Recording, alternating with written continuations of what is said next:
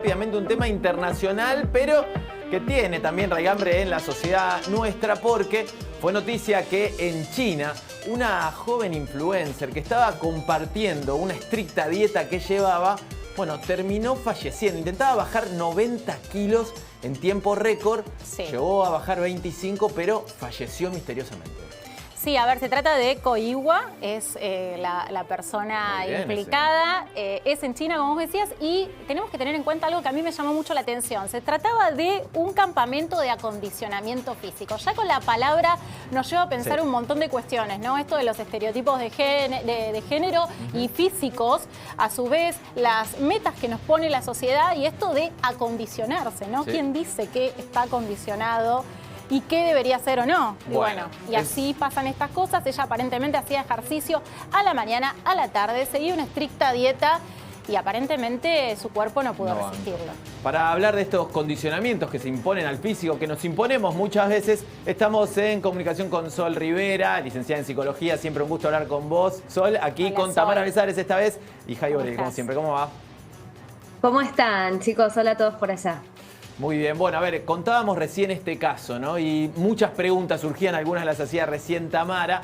A primera vista, ¿qué es lo que podemos decir nosotros sobre estos estereotipos de delgadez y los efectos que tienen en los jóvenes principalmente?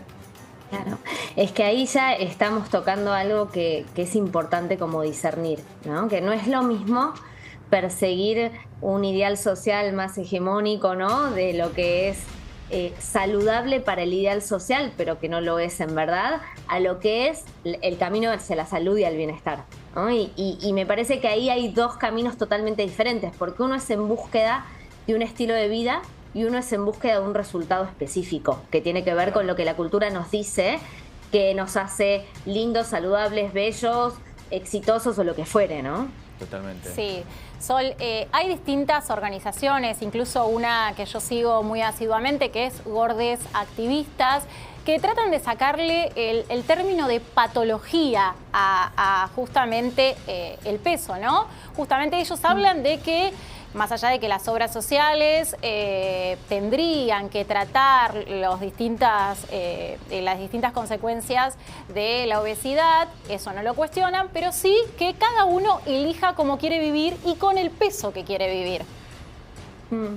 Bueno, hay una libertad que siempre viene acompañada de una responsabilidad, ¿no? Libertad y responsabilidad son dos caras de la misma moneda, siempre digo yo. ¿Y qué tiene que ver con esto? Con la libertad que tenemos de cómo vivir, también nos da la responsabilidad de lo que ello conlleva, ¿no? Entonces, el término de obesidad no es solamente un peso. Implica un diagnóstico que son un montón de factores. Lo que pasa es que la sociedad se enfocó en el peso. Y ahí está el error, ¿no? Cuando clínicamente se diagnostica una obesidad, tiene que ver con un montón de factores que afectan al bienestar integral de esa persona y por ende a las posibilidades. Y eso implica un camino que es un camino interdisciplinario, ¿no? Y que es un camino con proceso y con mucho cuidado, teniendo en cuenta a la persona en particular, ¿no? Claro. Ahora, después están los otros temas, que quizás es lo que más nos estamos refiriendo, que es el tema cuando hacemos foco en el peso y únicamente en el peso como indicador de otras cuestiones, ¿no? Y me parece que ahí es en donde entramos en etiquetas, ¿no? En etiquetar a los otros y a no dejar la libertad de ser, porque el peso no es igual a salud. Digo, hay un montón de otros factores que indican que una persona está saludablemente en un contexto de bienestar o no. Claro. Y ahí, Sol, otro aspecto que aparece dentro de esta noticia tiene que ver con, como lo señalaba Tamara hace un rato, esta clínica, ¿no?, para adelgazar, o estos espacios que de alguna manera promueven o dicen tener recetas que ayudan a todas las personas a bajar de peso y que uno, por supuesto, se enrola en esos espacios persiguiendo ese ideal. Bueno, ¿qué responsabilidad le cabe, digamos, a estos espacios y al Estado también en necesidad de regularlo? Lo digo por China, pero lo digo también como ocurre acá en otros espacios también, ¿no?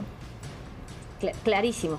Es que hay algo, el Estado, bueno, aquí en Argentina se ha promovido mucho, ¿no? Leyes que atañen a la salud en general. Desde leyes más indirectas, como el etiquetado, hace poquito, ¿no? Como leyes que apañan los procesos de personas que cuyo bienestar implica procesos en relación al tratamiento de la obesidad, pero de vuelta, eso tiene que estar regulado, ¿no? Porque implica el acceso de la medicina a la salud integral. Fíjate cómo el perder peso, que puede ser una acción que cada uno, digo, en su cotidianidad puede decir como deseo, ay, me gustaría subir tanto o bajar tanto de peso, como que está a la mano tan nuestra, sí, y puede poner tan en riesgo, está llegado a la muerte, ¿no? Claro. Entonces, digo, hablamos tan livianamente y muchos procesos no son acompañados por médicos o profesionales de la salud y sin embargo están habilitados. Y me parece que ahí es el primer camino, ¿no? Claro. Ahora, Sol, por ejemplo, yo soy mamá, ¿no? Y esta chica era un influencer. Me imagino qué difícil es el camino que tenemos que recorrer los padres y las madres para que estas cuestiones no le cambien la cabeza de alguna forma a nuestros hijos o hijas. ¿Y qué tendríamos que detectar o qué tendríamos que preocuparnos cuando vemos que en redes sociales se ven influenciados por retos como el que la llevó a la muerte a esta influencer? Sí, mira, yo creo que es importantísima tu pregunta porque es algo que a todas las madres y los padres nos preocupan, ¿no? El nivel de influencia que pueden ejercer las redes en este tipo de situaciones. Y creo que lo primero es mantener siempre la comunicación abierta con nuestros hijos.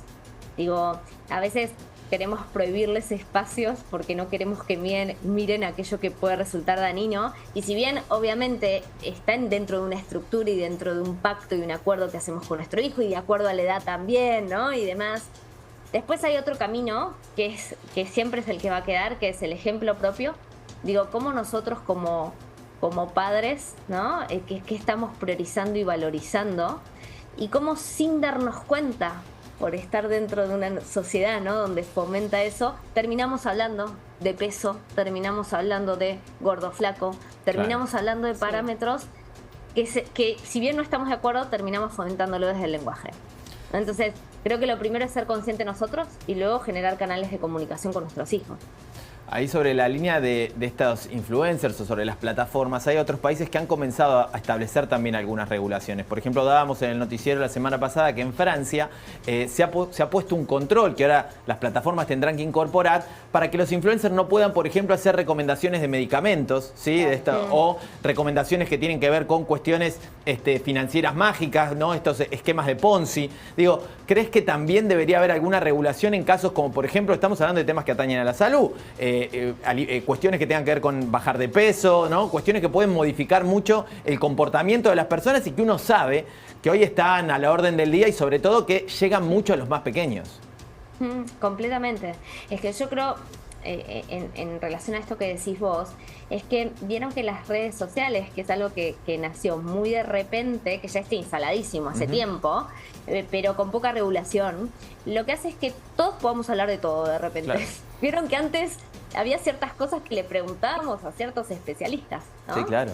Y me parece que el que esté regulado, bueno, de qué manera poder opinar y empezar a entender el impacto y esa magnitud, que en redes sociales, esto del viralizarse, ¿no? Hay una llegada tan rápida que puede traer muchos costos si no empezamos a ser conscientes de lo poderoso que es esa comunicación, para bien y para mal, ¿no? Total. Por eso la regulación es necesaria.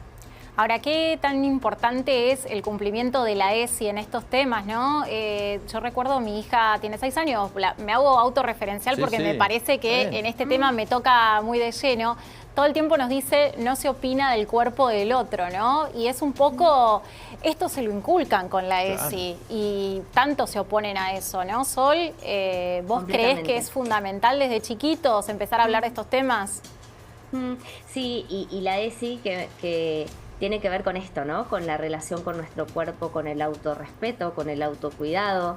Cuestiones que quizás en generaciones anteriores a nosotros no nos han enseñado, ¿no? Y no hemos registrado. Es fundamental para poder discernir qué me hace bien, qué me hace mal, y en el foco conmigo, no en el foco en el otro, ¿no? Porque esto de andar juzgando por el cuerpo ajeno, por el peso ajeno y demás, lo único que no persigue un bienestar. Al contrario, terminamos haciendo daño, ¿no?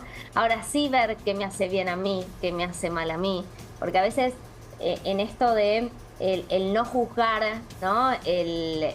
Temáticas de la salud también anula el conocimiento de lo que sí me hace bien, y me parece que por ahí hay que ir, ¿no? Bueno, el comer saludable, ciertas cuestiones de conciencia, el poner límites sobre mi cuerpo donde siento que no, digo, todo lo que implique mi bienestar hace a mi desarrollo y hace a mi libertad y a mi responsabilidad, y eso lo tenemos que enseñar desde chicos. Sobre una última pregunta vinculada con esto y sobre todo sobre los estados emocionales que pueden estar sufriendo las personas que se sienten gordas, que se sienten flacas, digamos.